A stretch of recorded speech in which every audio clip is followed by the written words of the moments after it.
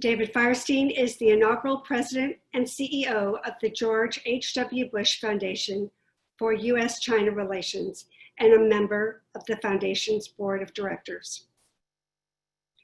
Prior to this, he was the inaugural executive director of the University of Texas at Austin's China Public Policy Center and a clinical professor at UT's Lyndon B. Johnson School of Public Affairs, where he led UT's institutional engagement with China and oversaw interdisciplinary research on China-related domestic and foreign policy topics. Before joining UT, Mr. Firestein served as Senior Vice President and Perot Fellow at the East-West Institute. A decorated career U.S. diplomat, he is the co-author of 3 books on China, including 2 Chinese language bestsellers. And throughout his career, he has played an active role in advancing U.S. China and U.S. Asia trade, including Capitol Hill testimony on a range of topics, and was also a principal architect of the U.S. China high-level political party leaders dialogue. A native of Austin, he holds a bachelor's degree from Georgetown University, whose dean we just hosted to a program yesterday. And he has 2 master's degrees from the University of Texas.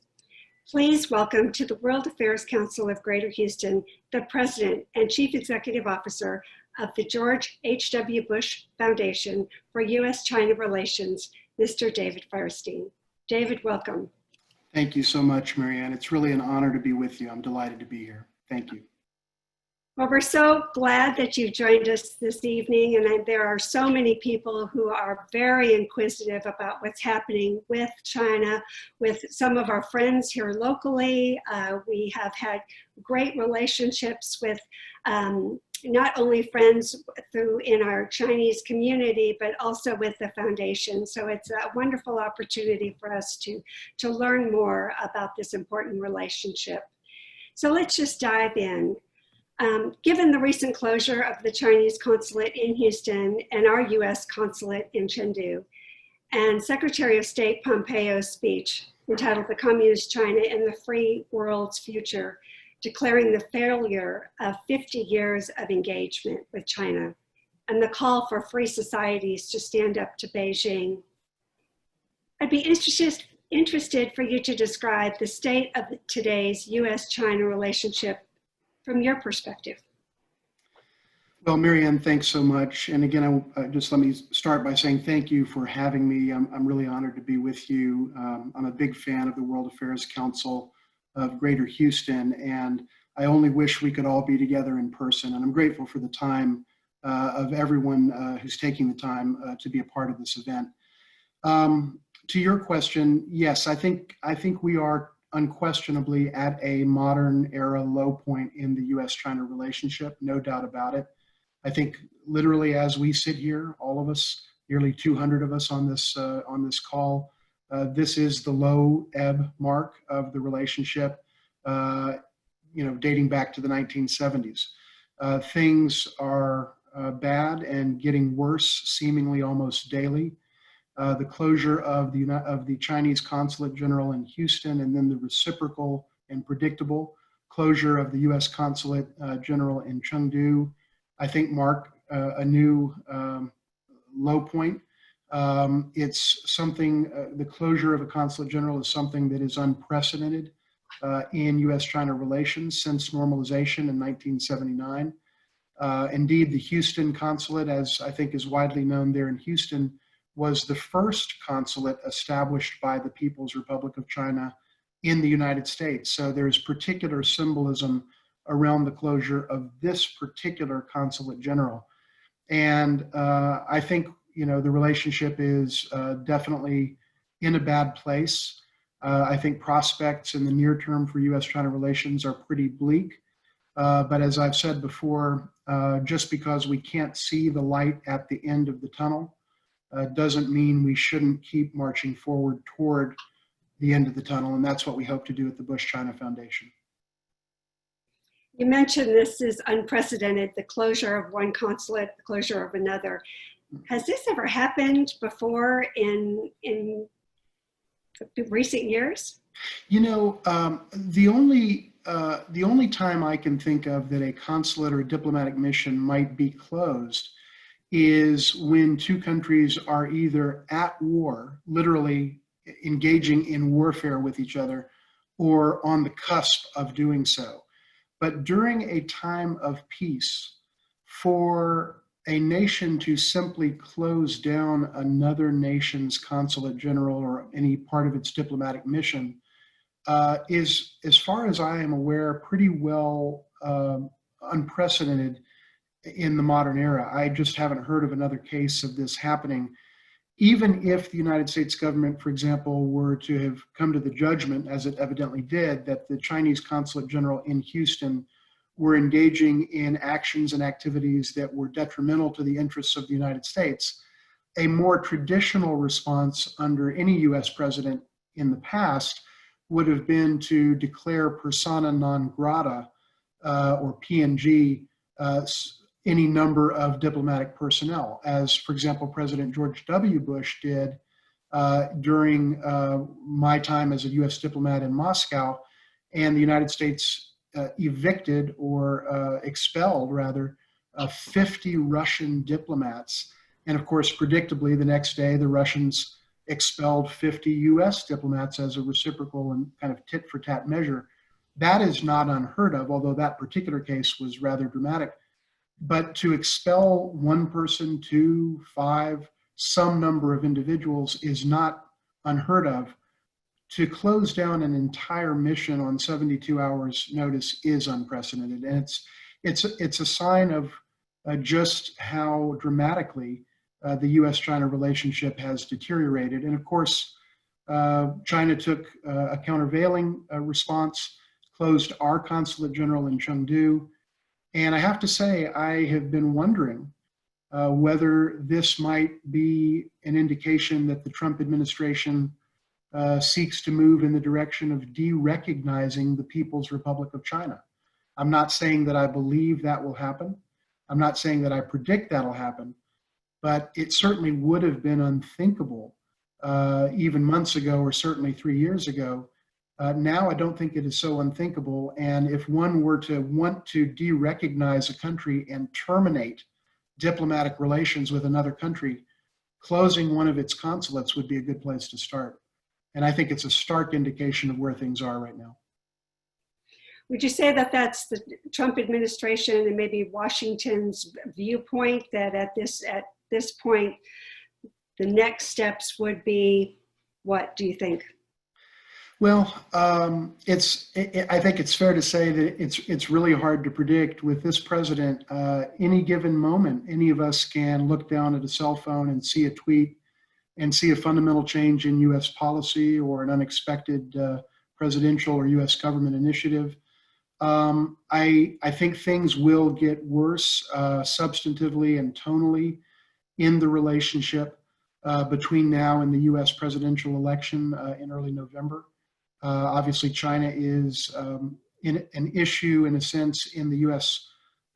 Presidential election, not because the two parties at this point in time have any substantive disagreement about how the United States should engage China, but because, in a sense, they appear to be competing with each other to out-tough each other on the way to what each party hopes will be a win in November. And so things are going to get worse before they get worse. And they're certainly going to get worse before they get better.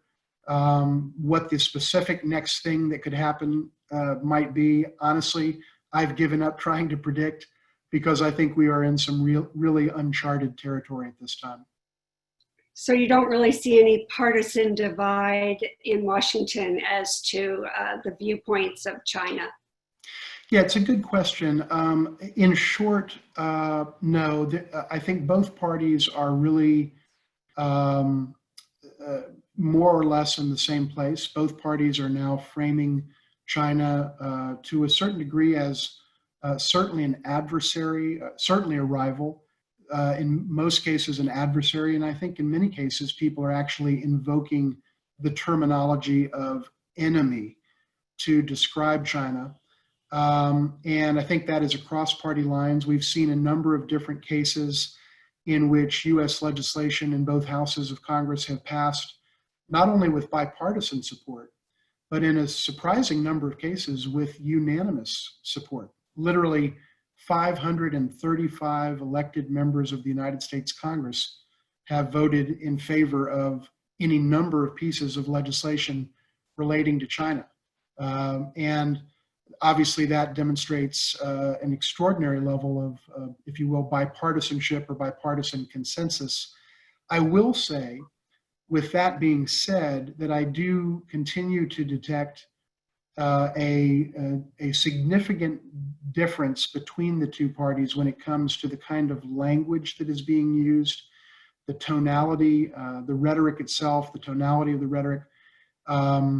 You much more often will hear prominent Republicans, certainly in the executive branch, but also in the legislative branch, and in particular in the United States Senate, articulating much tougher rhetoric on China and with a tougher tonality than you typically hear from Democrats. I think that is a fair point to make. I'd be hard pressed to name a prominent Democrat that has made China his or her issue per se, in the way that probably half a dozen Senate Republicans have, and others as well. So I think there is a partisan divide in terms of the degree of willingness to be vocal about China, to use a certain type of tonality, and frankly, if I may observe, to fundraise politically off of China. I see all kinds of messages from Republican senators going out to constituents asking for money so that that individual, the senator, can get tough on China. I don't see many of those kinds of communications going out from Democrats. So I think there are some differences around those types of issues. But that said, when it comes to the substance of how official Washington sees China, I think there is a very high degree of unanimity. If I may add, Marianne, let me just also say that I think part of it is that there is a different view about China that is prevalent in Washington today than there was under any previous administration, any previous Congress. But the other part of it that I think, if we're being intellectually honest, we have to recognize is that people that may not feel quite the way some of the most prominent hardline folks feel are probably not feeling very comfortable expressing more moderate views in the political climate that we have in this country, where the expression of a relatively moderate view on China, a view similar to the views of George H.W. Bush, for example, would typically be seen as something that could be very politically risky in Washington today. And I think that bandwagon effect, and frankly, a kind of McCarthyist sentiment that we see in this country now relative to China, is also skewing the terms of the debate in ways that are not insignificant. Somewhat related to that, with the Trump administration, how accurate do you think their fundamental assumptions, strategic assumptions are towards China? It's a great question, Marianne. Let me say this. I think, to answer your question directly, I think the Trump administration is wrong in a couple of its most basic assumptions about Chinese strategic intentions. And I think because the administration is wrong in those assumptions, policy is veering off course, because when you have a policy that is predicated in an inaccurate understanding of the object of your policy is likely to do something other than what you were hoping it would do. The two specific things I would say, and I might even add a third, but the two big ones are, I think this administration believes, and has said that it believes, that China is seeking to remake the world in its image. And that, if you will, China is seeking to make the world safe for authoritarianism, as we might put it. China is actively going out trying to create, if you will, little Chinas or replicas of its own system across the globe. The second assumption that I think the Trump administration is clearly making and has talked about publicly is that it believes that China seeks to supplant and replace the United States as the world's only superpower, as we in America define the term superpower. I think both of those understandings of China are absolutely dead wrong. Both of them are erroneous. China does a lot of things that are very problematic for the United States. No question about that. And they do things that are problematic in the eyes of many in the world. By the way, we also do things that are very problematic from China's standpoint. But speaking from an American perspective, I would never whitewash some of China's actions. But to say that China has those two particular strategic ambitions and intentions, I think is a misreading of China, a profound misreading of China. There is a third element to this that I think needs to be noted. And let me just say, just to elaborate on this particular point. So what does China want if it doesn't want those things? I think China wants to make the world safe, not for authoritarianism generally, but for itself. China is an authoritarian nation. It is a one-party state. It wants to remain a one-party state. It seeks to perpetuate its regime type indefinitely. And that's what it intends to do. But it doesn't care whether, and nor does it particularly seek to have other countries emulate its system. I think many in America would like to see China become a Jeffersonian democracy. But no one in China wants to see America become a one-party communist dictatorship. So there's a fallacy in the thinking there.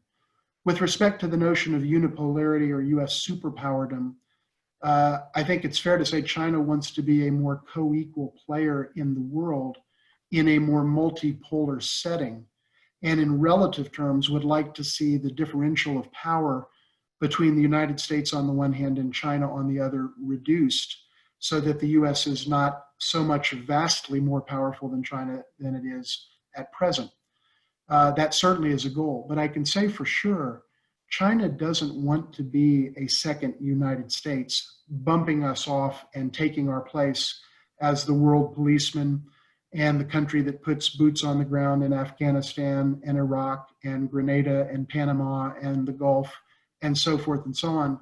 It has no ambitions in that area, partly because it sees the costliness of those policies in terms of human life and in terms of national treasure. So China wants to do a lot of things. Some of the things China wants to do are immensely problematic for our nation, but it doesn't want to do the things that the Trump administration thinks it wants to do.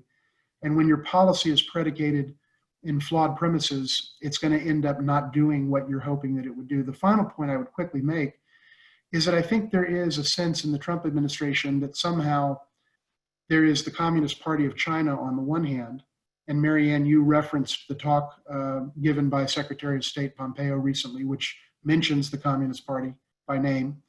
And then somehow there's the people on the other. And the two are completely at odds with each other in this narrative, in the Pompeo view, the Trump view. You know, when a country is dealing with external pressures in any country, whether the United States or whether China or others, there tends to be a dynamic in which people rally around their national leadership, rally around the flag, and want to stand together to deal with external challenges, external pressures, and external threats. 9/11 brought that moment in a way that we all vividly remember to our nation, where we rallied around our leader, we rallied around our government, and we rallied around the cause of defeating global terrorism. We, as a nation, the United States, are now putting such pressure on China that I think what we're seeing is that the people in China are increasingly rallying around their government in just exactly the same way that we would rally around our government if a country were constantly telling us that we were its enemy. And so here, as with other elements of the Trump administration's policy toward China, you actually see kind of the reverse effect of what is desired. The more pressure, let me put it this way, the more we use an adversarial tonality and language to describe China, the more we are pushing the Chinese people to rally around their own leadership. And I don't know that that's in the interests of the United States. So these are the ways in which I think the Trump administration at the big picture level is really just fundamentally misreading China. They're reading China correctly in certain regards, and they've in some ways correctly diagnosed the problem. I just really disagree with the prescription for the problem, and that's where I think there is a legitimate policy debate to be had. You talked about the tonality, and so I'm going to ask you the question, what impact has COVID-19, the pandemic, had on the escalation of tensions in the U.S. China relationship? Well, it's a great question. And in short, COVID-19, I think, has had a very profound impact on how the United States thinks about China, how the United States frames China. Things were pretty bad from the period of January 2017 when President Trump took office to the early part of this year. But COVID-19 has taken things to a qualitatively different level. The way I would explain it is, and the impact has been on US government thinking, but also on US public sentiment. It has been a long, long time since anyone in the United States has seriously alleged that China has taken American life. You'd really have to go back certainly to the Korean War, and one arguably could go back to the Vietnam War, but certainly the Korean War, where there was direct conflict between US forces and Chinese forces, and one could say Chinese military forces have taken American life. Subsequent to that, whatever conflicts and disagreements we've had have generally been political disagreements. But with COVID-19, a narrative emerged in this country that many believe is an accurate representation of events, that somehow China, in this view, unleashed COVID-19 willfully on the United States in an effort to hurt us, to take American life and to hurt American livelihoods and hurt the American economy. I don't believe that is true, and many people in this country, I think, reject that narrative, but many people embrace it.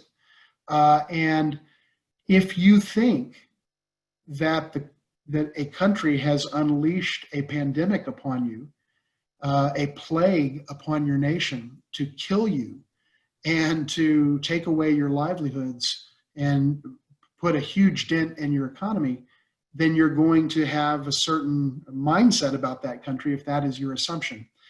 I think a lot of people embrace that narrative, and that's why we have seen a very significant deterioration in US sentiment toward China in the specific wake of COVID-19 unfolding for our nation, basically starting in February.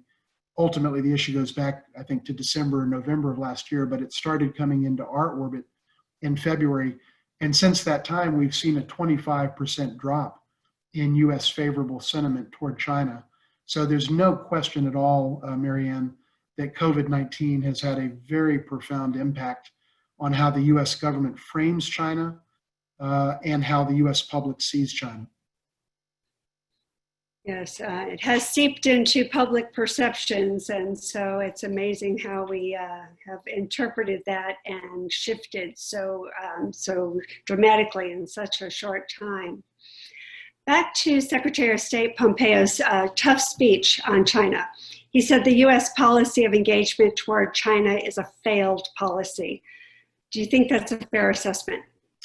No, I don't. I think it's an absurd assessment. To say that the United States has not gained from engaging with China since President Nixon made his historic visit to China in 1972 is absurd on its face. It's absolutely not the case that we have not benefited.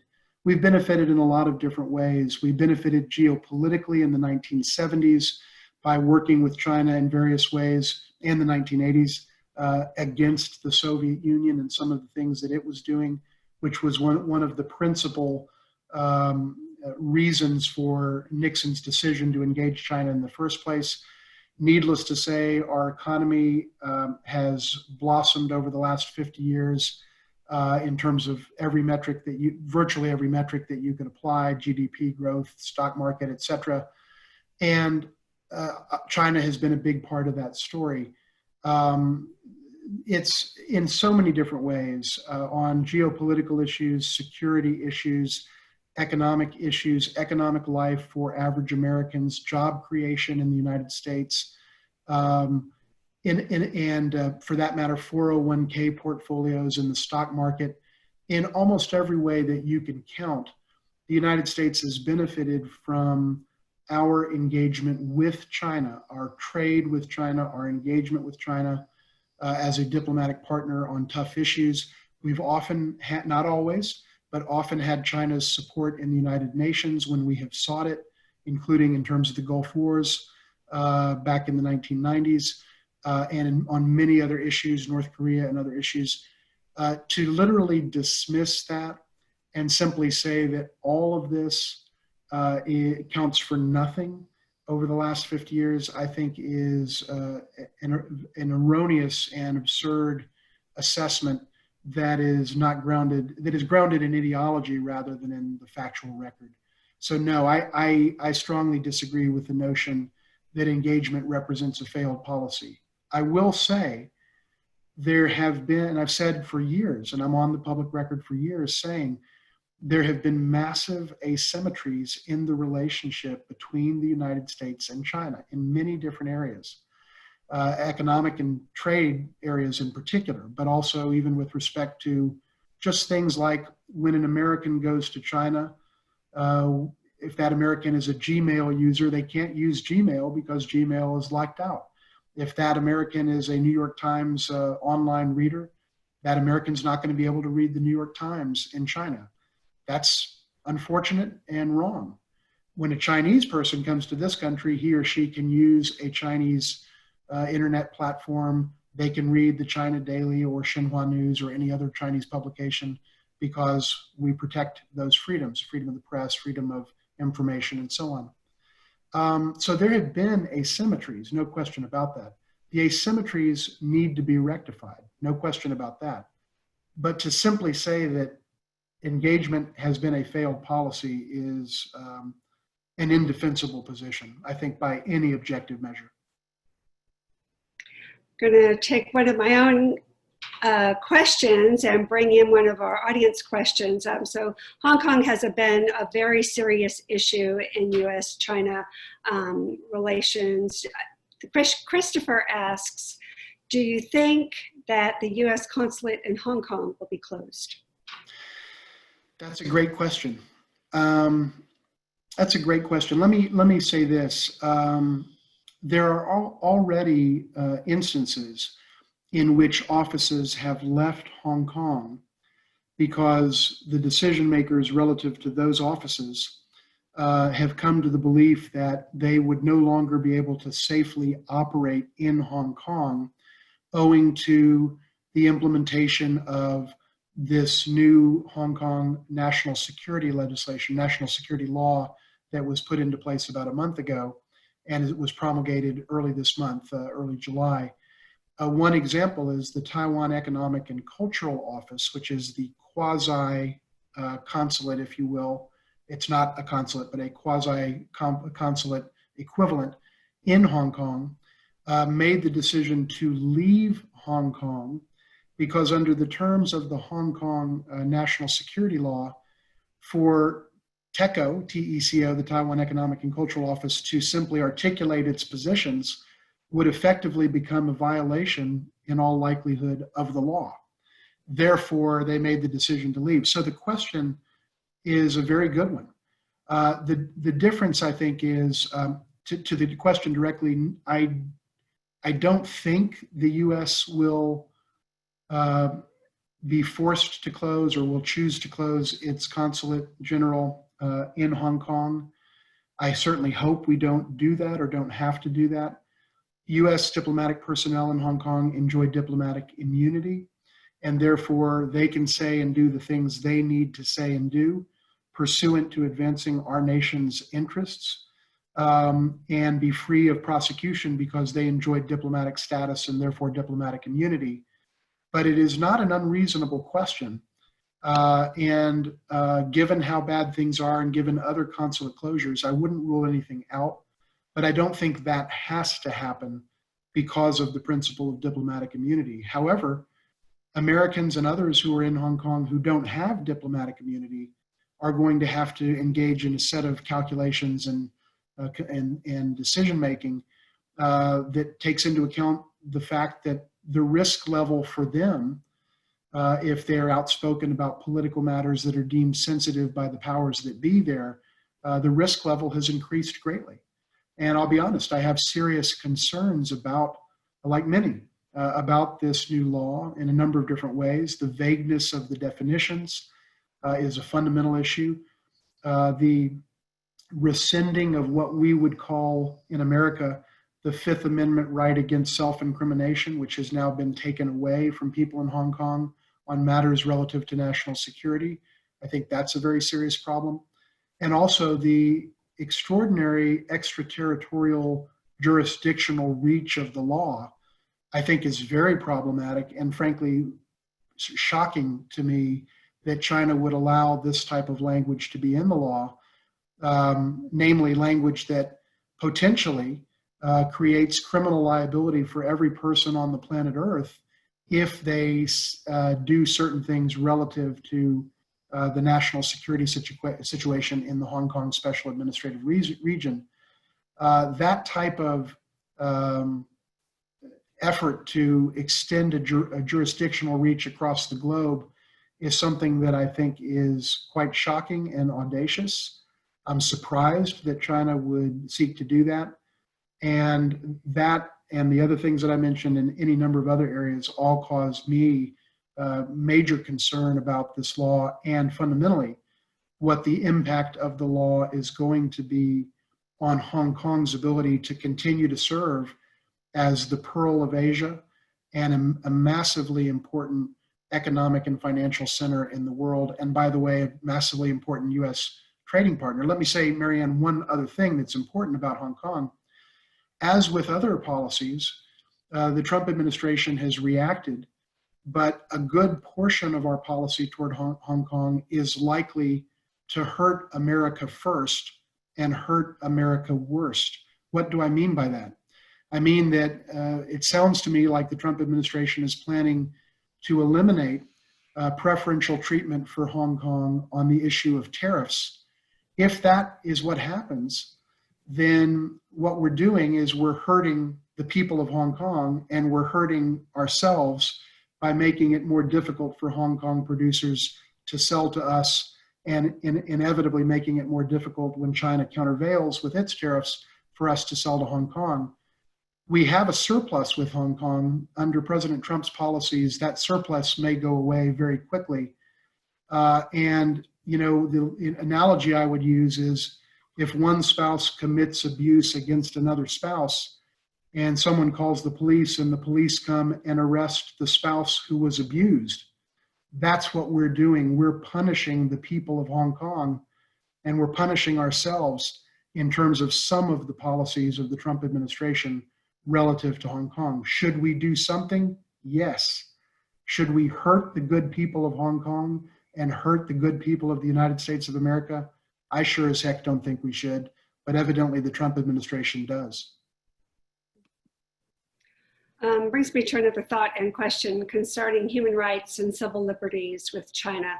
Are such measures likely to have impact on China's goals and policies? And there's a whole hour-long conversation around this, but maybe you can give us your assessment of on human rights and civil liberties. Well, human rights are very important. When I was a U.S. diplomat for 18 years, one of the things that I did at one point in my career over a period of years was draft significant sections of the United States Human Rights Report. I care a lot about human rights. It's part of who we are as a nation, standing strong for our values and for our constitutional principles. And I think the United States should always speak out on human rights where we feel that is necessary. And we should continue to do that. I have said publicly before that and more than once, I think China's record on human rights is very poor. I think some deplorable things occur there. And there are any number of details we could drill down into.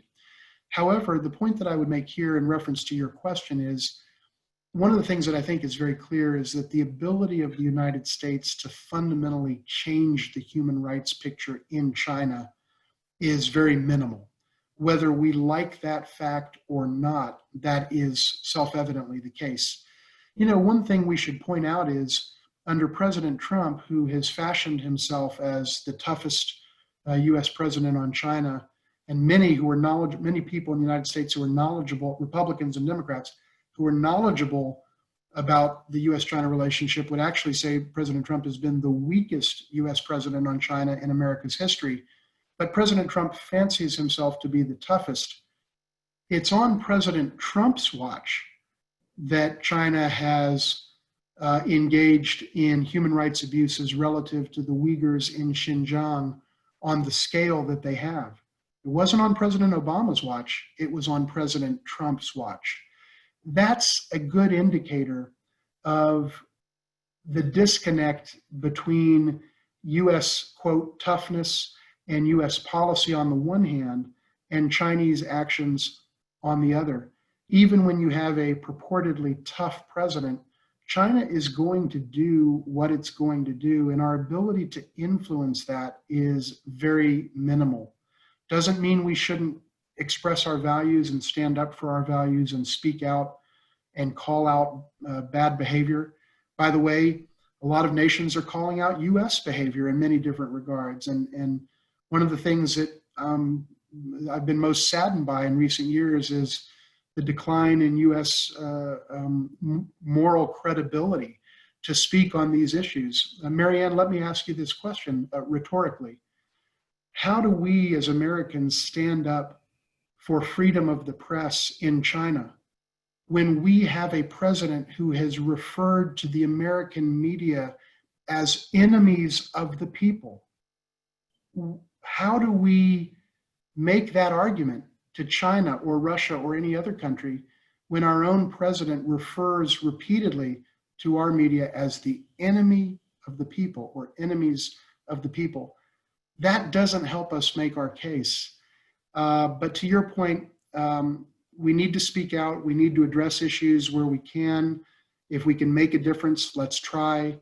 But for the most part, whether we like it or not, China is going to do what it sees fit to do. A lot of those things will be objectionable to us, and we'll have to react as we see fit. But I would argue that we ought to react in ways that take into account America's interest, not ideology and not emotional and reflexive reactions. We need to keep our eyes on the prize, the long-term national security interests of the United States of America. Something, by the way, that I think President George H.W. Bush did tremendously well, as have other presidents in the past. Do you think a change from Trump to Biden would impact U.S.-Chinese relations? Ken, one of our members, asked. It's a great question. I think the short answer is in some ways, yes, but I think that the trajectory that we're on as a nation in our policy and posture toward China is now very deeply entrenched in official Washington, in the agencies, in the executive branch, and certainly in the United States Congress. I don't think that even if Joe Biden were to win the presidency and become president in January of next year, I don't think we would see a dramatic shift in U.S. policy toward China. Much of the Trump administration's thinking about China has now been institutionalized and codified in law. As a matter of practical politics and policy, it's going to be very difficult to undo most of that at all, but certainly with any speed. I do think what will change is that we'll have a different style of presidential communication. a more conventional style of presidential communication. I think we'll have a president that talks about world affairs in ways that are somewhat more recognizable relative to past US presidents of both parties. I think we will have a slightly different tonality, perhaps a somewhat more measured tonality. Some particular policies may change, but I think the broad contours of US policy toward China will not shift dramatically or quickly unless and until China makes some changes in the way that it deals with the United States. I do think that the Trump administration's goal of seeking greater reciprocity in America's relationship with China is appropriate. It is an appropriate goal for the United States to want that. My objection to, or my disagreement with the Trump administration's policies generally, and I agree with certain things that the administration has done and not with others, but my general critique is that it's not that the problem has been misdiagnosed, it's that the wrong medicine has been prescribed. And of course, if I may say so, that's why under this president, we have the largest merchandise deficit with China we've ever had. We have the largest average annual merchandise deficit across the entire term of office that we've ever had in American history. We have had the largest two US merchandise deficits with the world, annual merchandise deficits with the world, in the recorded history of the United States, dating back to July 4th, 1776. We are losing manufacturing jobs, and the cost of goods at Walmart and Target and across the nation are greater than they were 2 years ago for all of us. If that's this president's definition of winning, then he's right. I am tired of winning. So I have a couple of questions, and I want to make sure we address this because this is very important, especially for the Houston community. We have a large medical institutional community here. We have the world's largest energy related company presence here in Houston. Questions around the procurement of intellectual property, the Chinese growing superiority in AI and 5G, when to trust, when to distrust, how are they procuring this? Maybe you could give us a sense of what you have awareness of. Well, there are a lot of different things there, Marianne. It's a great question. Let me just say this. China is the most formidable national competitor that the United States has or will have for the lifetimes of every American that is drawing breath today. So an infant just born moments ago in Houston, in the lifetime of that infant, China will be the most formidable national competitor that we will ever have. No question about that. They are competing with us in high tech, in AI, in quantum physics, in 5G, all the areas that you mentioned.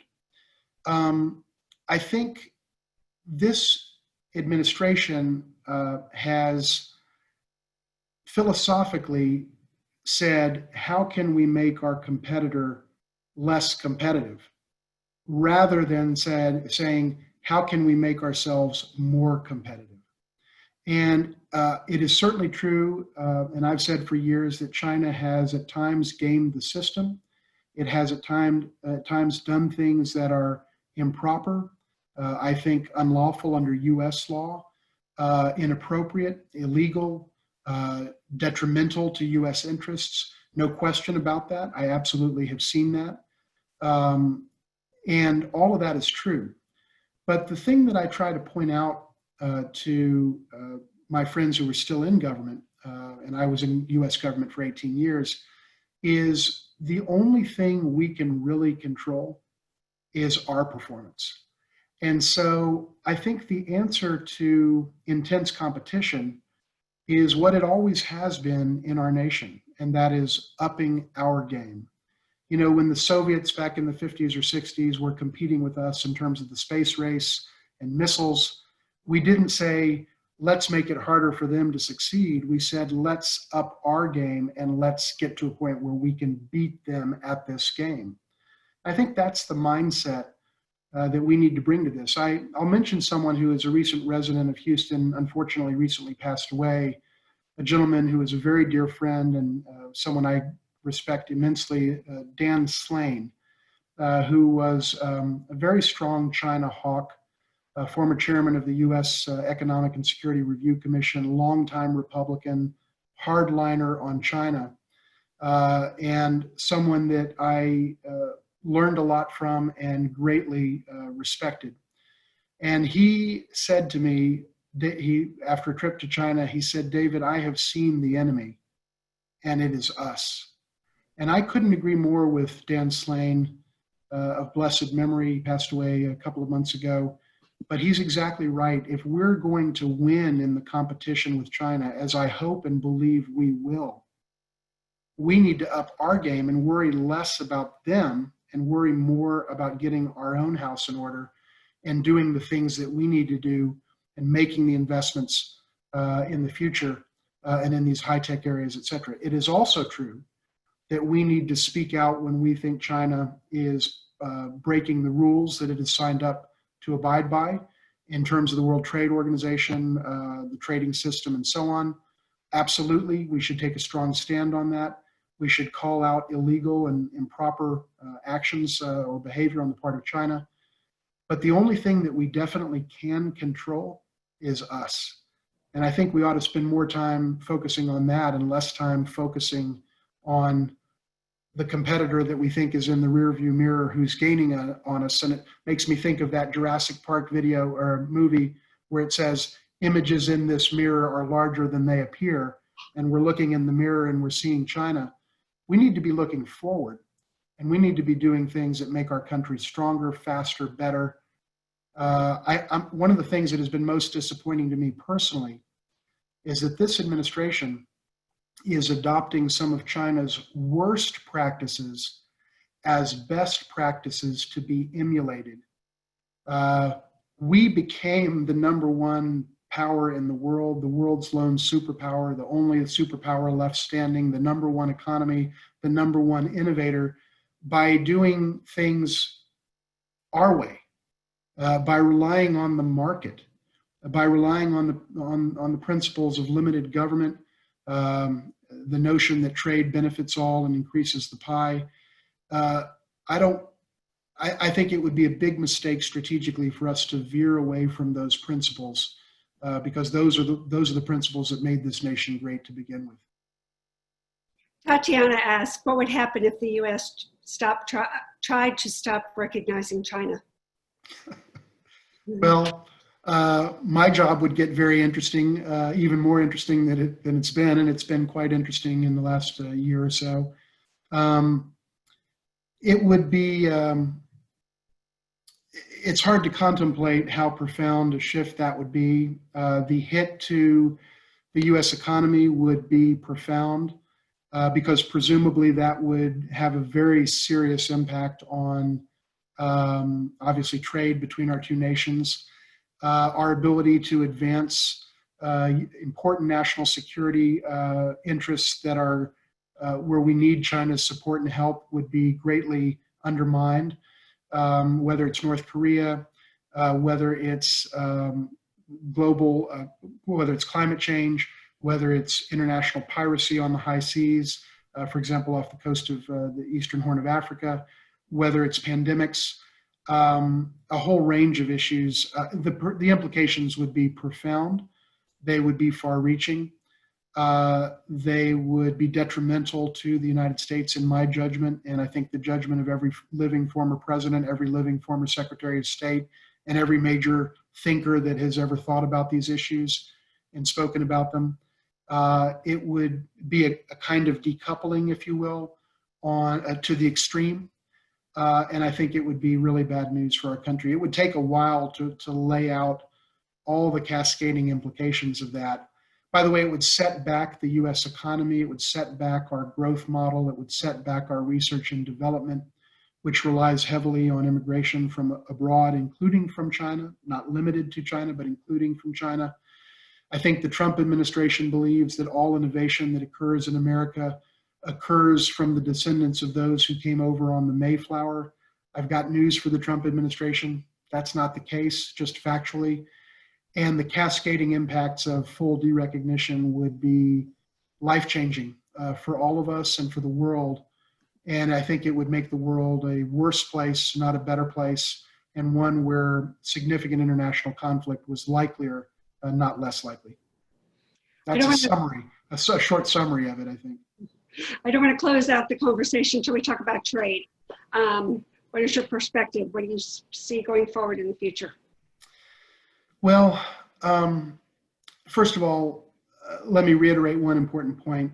Look, we've had a trade war for over 2 years, a so-called trade war, that we, the United States, started essentially by imposing tariffs, and then China responded, and we went back and forth and did that.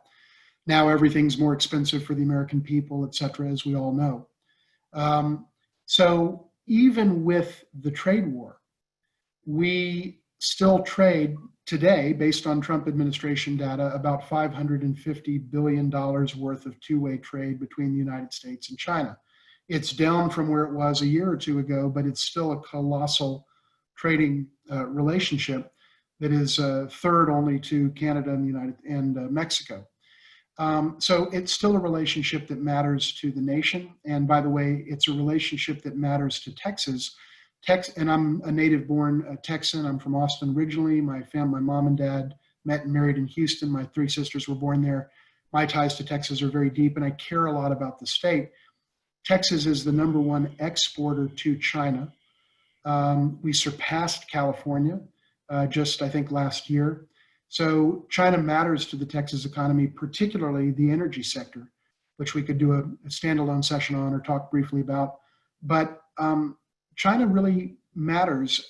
And even in the, quote, worst of times, we still have a robust top 3 trade relationship with China. My criticism of the Trump administration's trade policies is that they have done precisely the opposite of what President Trump said they were supposed to do. They were supposed to decrease the deficit with China. The deficit's up.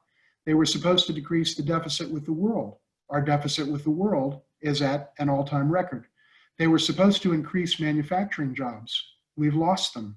They were supposed to make things better for Americans economically. We're all paying about $1,500 more at the store than we were 2 years ago, according to nonpartisan studies. By the way, all of the data I just cited is from the Trump administration. So my problem with the Trump administration's solution to the problem of trade is that the solution is worse than the problem. And people sometimes ask me, why couldn't President Obama or President George W. Bush or President Clinton or President George H.W. Bush or other US presidents solve the US deficit problem with China? And my short answer to that question is, I think it's because all of these presidents representing both parties, very smart, talented, and capable individuals who rose to the top office of our nation, none of them could think of a solution that wasn't worse than the problem. Well, the Trump administration has thought of a solution. The only problem is the solution is worse than the problem was. And that's why we have bigger deficits, fewer manufacturing jobs, and are paying more at Walmart and Target. So where are things going? I think sometimes the best solution is to recognize that you don't have the wisdom to come up with a better status quo than the current status quo. That's not been the case over the last couple of years. I hope things will level out. But their trade relationship will never be much better than the overall U.S. China relationship.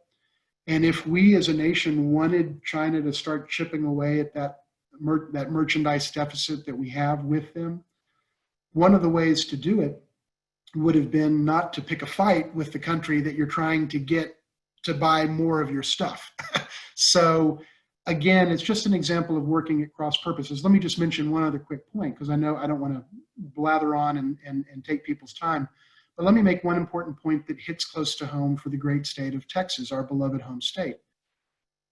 Texas is, and Houston in particular, is the energy capital of the world. We all know that. We're all immensely proud of that.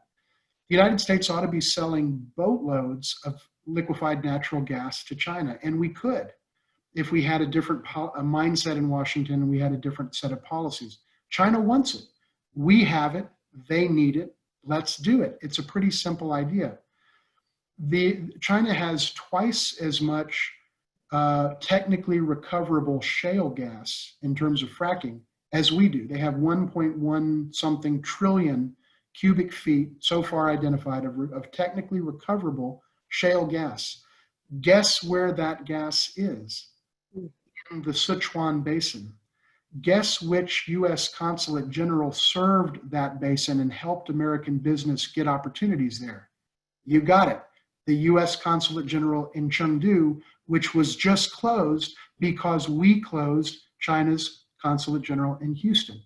So it's just another example of not thinking through the second and third order impacts of these decisions and hurting our ability to, in the case of Texas, and I say it as a proud Texan here in Austin, to export massive quantities of liquefied natural gas to China, which they want and need. They're trying to double their natural gas use in the next several years from 7% of the current mix to 15% of energy use in China.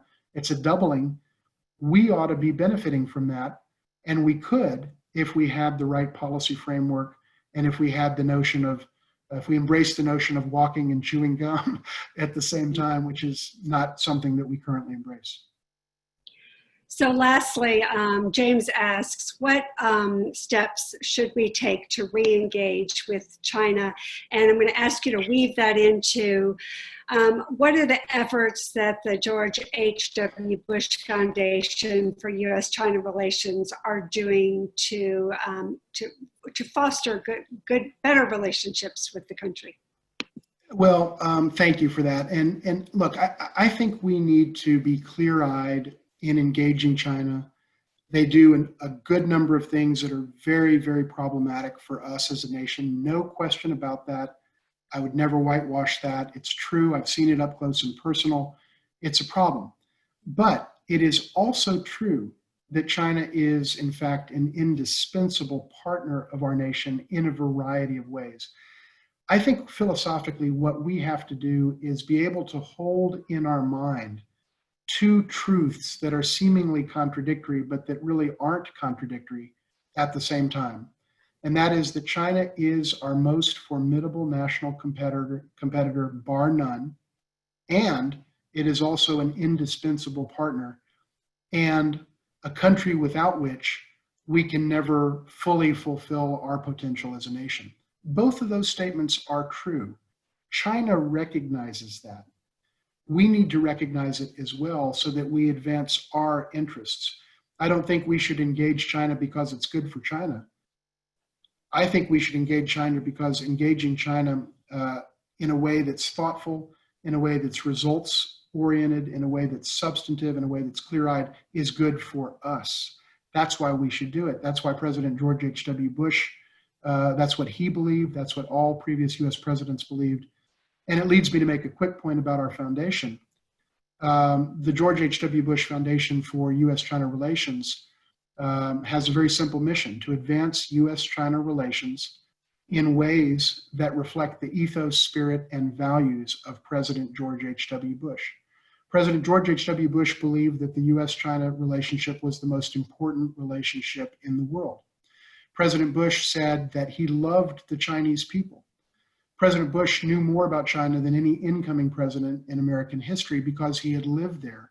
And he had literally spent countless hours with the people of China, and he brought those insights to his presidency.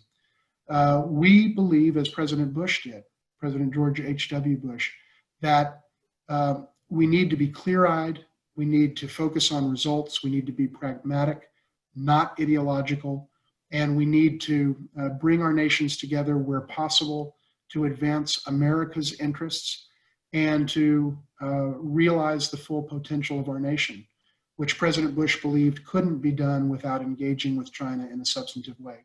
That's our mandate, and we see ourselves as being in the sensible center of the debate.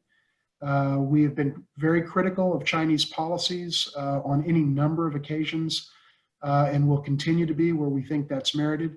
But we don't want the baby thrown out with the bathwater. We believe that the first and second largest economies, the largest and second largest economies of the world, need to deal with each other, that these two immense powerhouses globally have to work together to solve global challenges, whether it's North Korea, whether it's climate change, whether it's pandemics, or any number of other issues. And we're going to continue to work to give expression to President George H.W. Bush's laudable vision for the relationship, a vision shared by every living former U.S. president and every major figure in foreign policy up until 2017. David, thank you for joining us tonight. We so appreciate your insights on this very, very important relationship. It's complex, it's long-standing, it's so very important to our future in a multiple of different ways. We so appreciate your time this evening. I want to invite all of you who are watching to stay engaged with the World Affairs Council. We have programs every week. Next week, we'll be talking specifically around Hong Kong. I saw several questions regarding Hong Kong. And so make sure you join us for that, as well as a program on refugees in America. Thank you all for joining us. Thank you, David, again. Everyone, stay safe, stay healthy, stay engaged, and stay connected. Good night. Thank you so much.